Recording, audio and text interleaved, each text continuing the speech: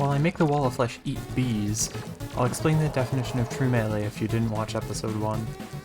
True Melee is a category of melee weapons that force the player to get up close and personal with enemies. A few melee weapons with long-range projectiles are permitted. These are Blade Tongue, the Beekeeper, and the Horseman's Blade. This is because they do not launch projectiles unless the blade of the weapon directly hits an enemy. And also, I will not be using them in such a way that turns them into long-range weapons. So for example, I am not allowed to use the Horseman's Blade in combination with enemy statues to spawn bajillions of pumpkins.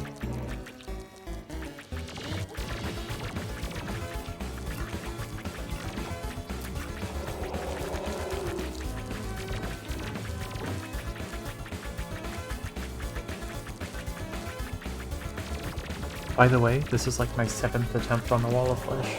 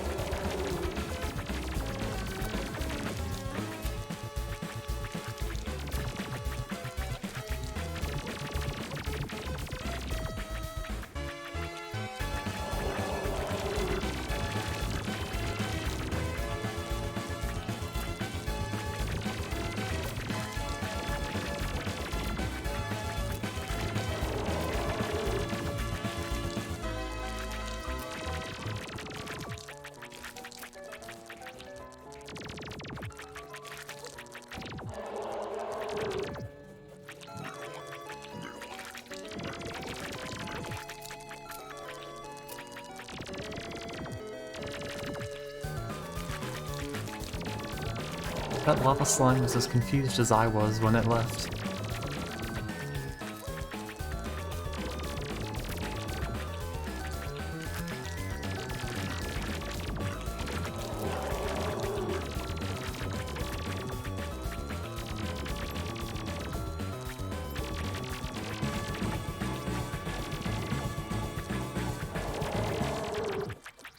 You must have thought I was going to die the Wall of Flesh. Nope. Now that I had begun Hardmode, it was time to go to the Crimson to smash a couple Crimson altars. This brought into my world Cobalt, Orichalcum, and Adamantite. I also fished up Blade Tongue, which is going to be an excellent weapon throughout early Hardmode.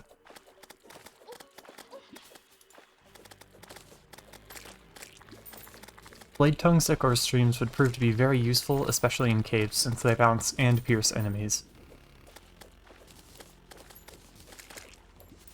Anyway, I went mining for Hardmode ores, starting with Cobalt, then to Orichalcum, and then straight to Adamantite.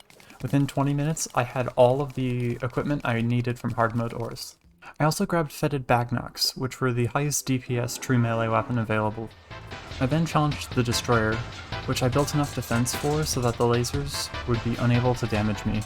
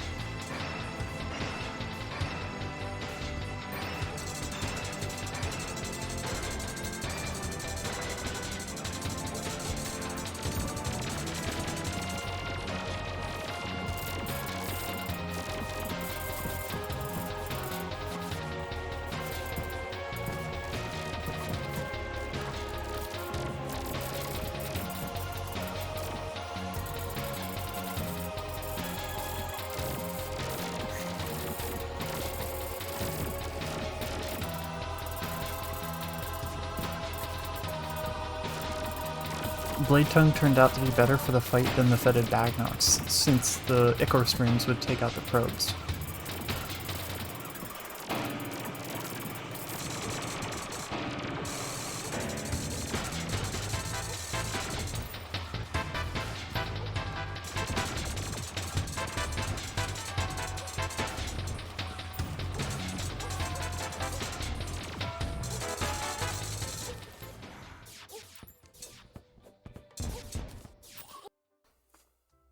The fight was so easy that I did it 3 times that night, in order to craft hallowed armor, as well as Gungnir and a hallowed jousting lance.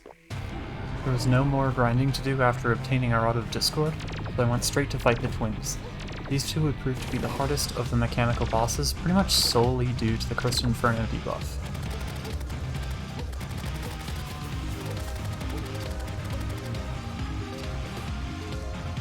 Until I placed a couple mud blocks.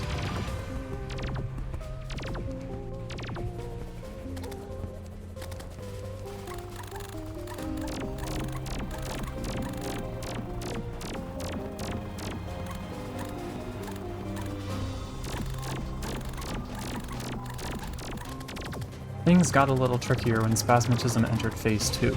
I could no longer hide in my little puddle of mud, so I had to go running away from its flamethrower and then carefully poking in hits while it dashed.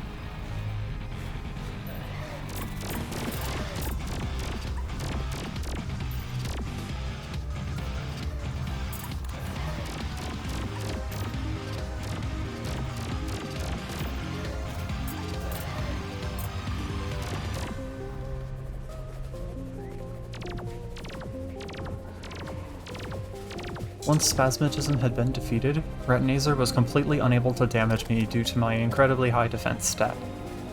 The fight was basically over.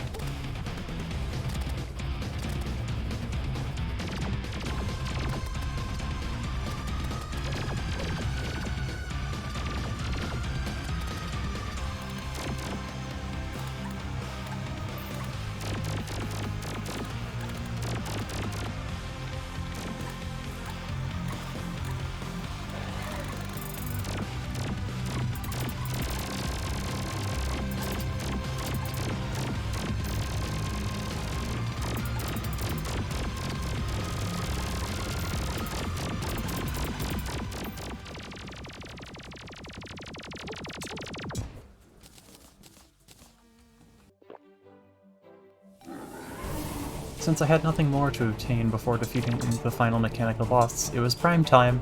This fight felt like a joke.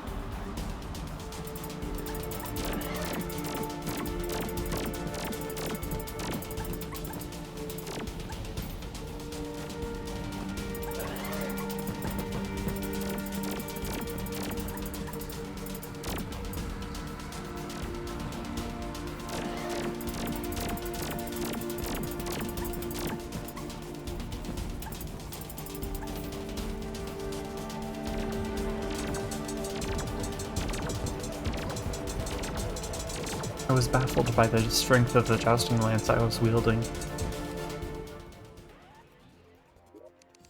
Now that I had the pickaxe axe, I immediately went and grabbed some plant metal as well as murdered a bunch of turtles in order to craft turtle armor.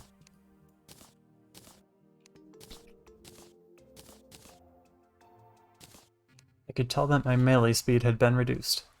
Anyway, I went down and found a Plantera bulb and sat next to it for an entire day in order to get the buffs from the Moonstone.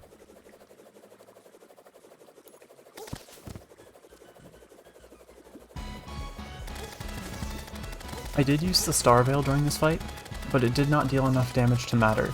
This is especially the case if you watch my health bar during the fight.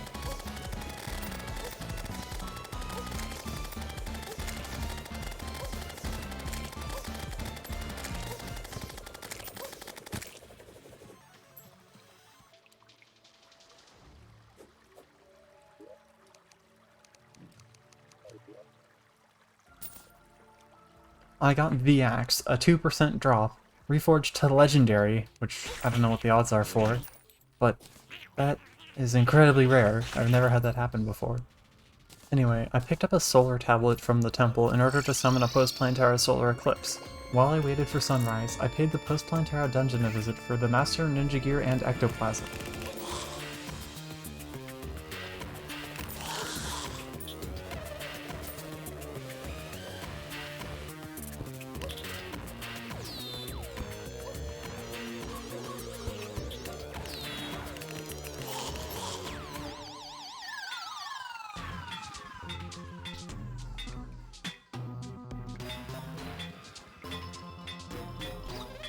After obtaining and reforging the Master Ninja Gear, I went and immediately started the Solar Eclipse.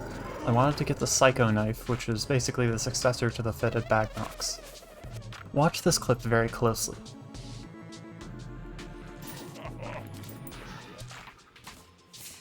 I got my grubby little hands on the Psycho Knife, which needed to be reforged before being used.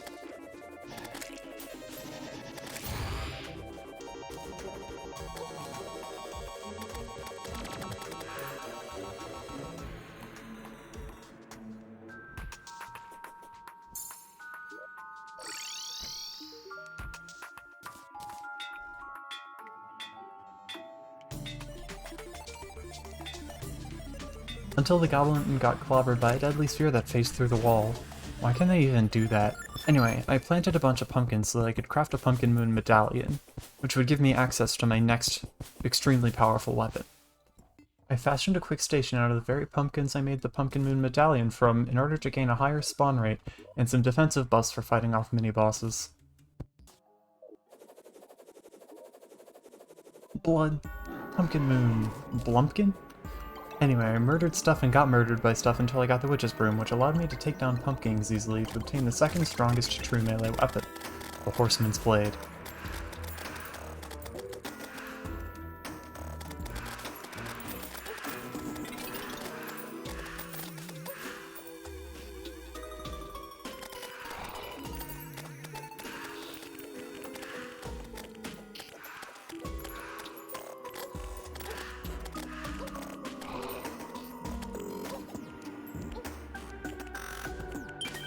Most of the enemies in the Pumpkin Moon relied on contact damage, meaning it was very difficult for me to kill them without getting killed myself.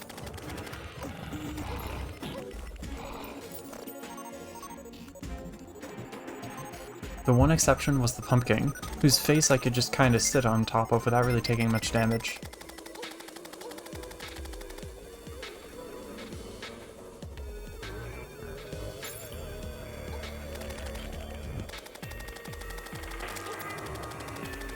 And after only a couple pumpkin kills, I managed to get my hands on the Horseman's Blade.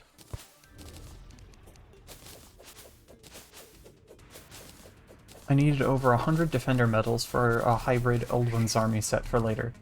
This grind took several hours of not quite finishing the event. It was boring.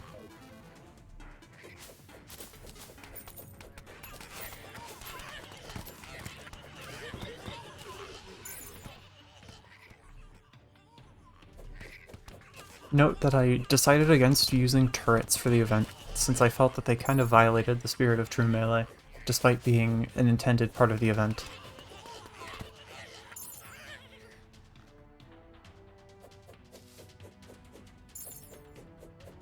Once I finally had enough defender medals for the next piece of the armor, I went to kill Golem. Since once you defeat Golem, Tier 3 of the Old One's army unlocks, which includes another set of armor, the Shinobi Infiltrator set. The chestplate of this set would be the highest melee speed chestplate I could get at the time.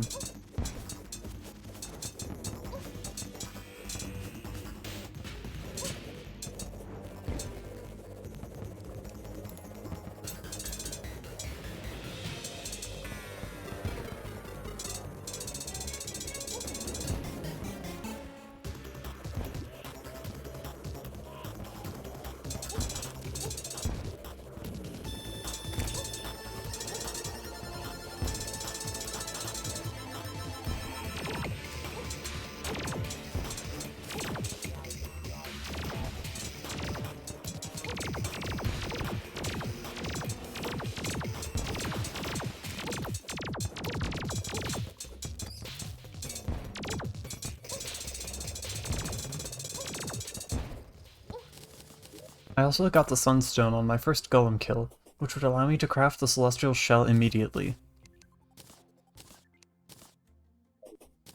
I reforged the Celestial Shell to Violent, since I was doing a melee speed build. I also went and cautiously purchased the Shinobi Infiltrator's torso, since I didn't want to accidentally waste all 75 of my defender medals.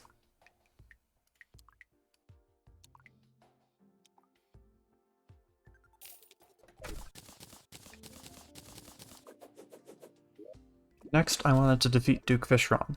The only Duke Fishron drop I was even looking for was the Duke Fishron wings, since they are far, far better than any other available wings at this time.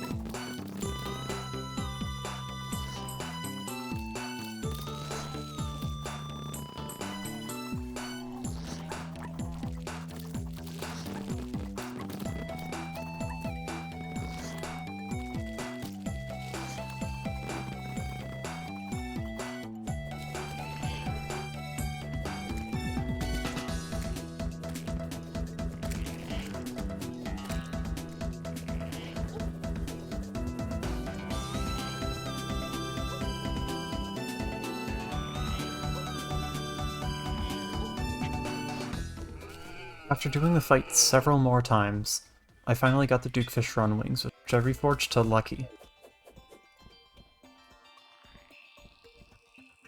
Pirates finally showed up, and I plundered their pockets for a change, rather than vice versa. The battle with the Empress of Light was a much anticipated challenge, but even with some practice it was rough. I'll let you watch the fight mostly uninterrupted.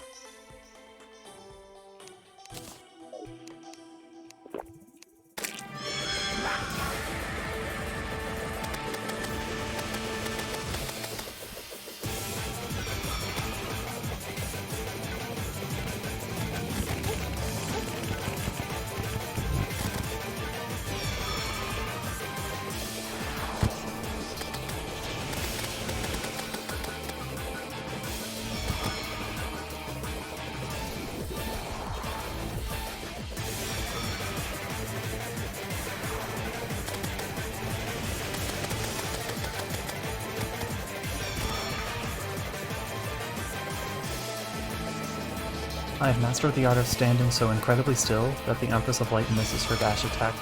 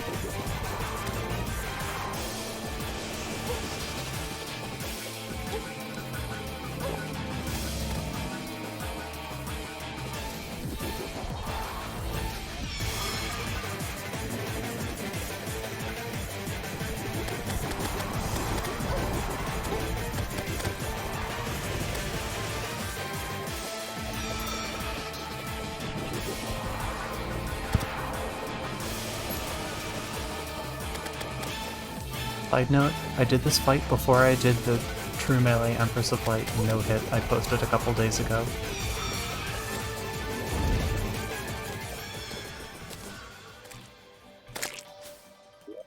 After defeating the Empress of Light a couple more times, I'd obtained the Soaring Insignia and Starlight, which despite being made entirely out of projectiles, I consider a true melee weapon. This is because the projectiles stay kind of glued to my character, similar to how other melee weapons do. In essence, Starlight is a gigantic short sword with 4 use time. Using it, I eviscerated the wall of flesh for an extra emblem.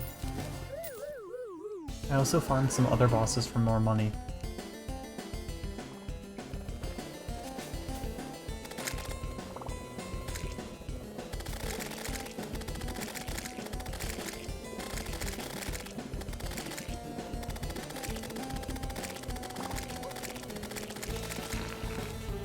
I did some arena preparations for Moonlord, including stair platforms which you fall straight through while holding S, and ceilings to block phantasmal eyes. I also added honey for extra regen and luminant paint to highlight the arena during the fight.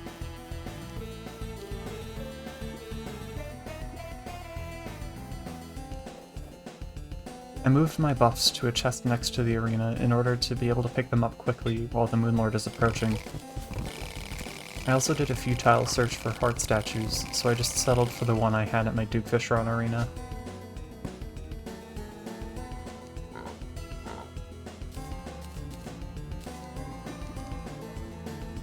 Without any other preparations left to do, I went to defeat the lunatic cultist and summon the lunar event.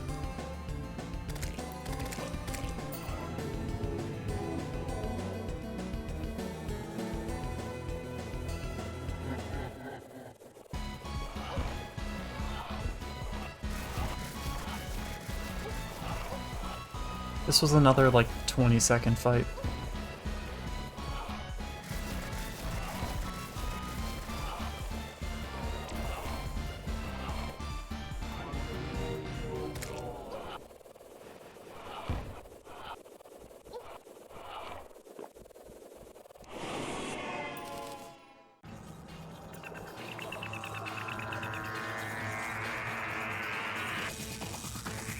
I decided to do my least favorite lunar pillar first, the Nebula pillar.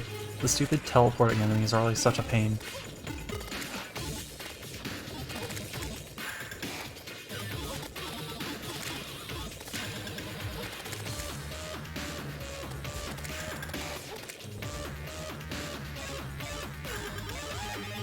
I finally broke the shield and eviscerated the Nebula pillar.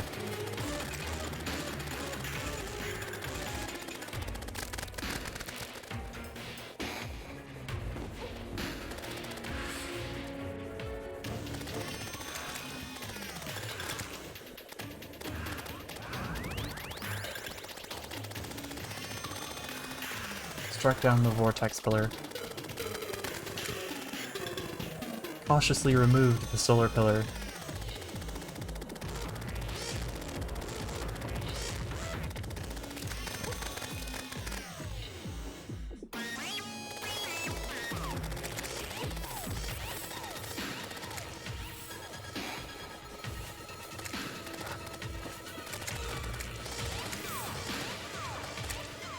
And finished off the Stardust pillar.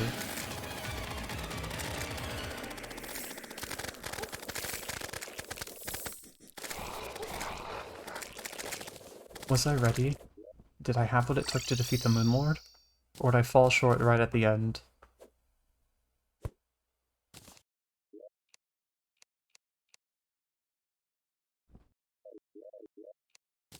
I crafted some super healing potions just in case, and let the battle begin.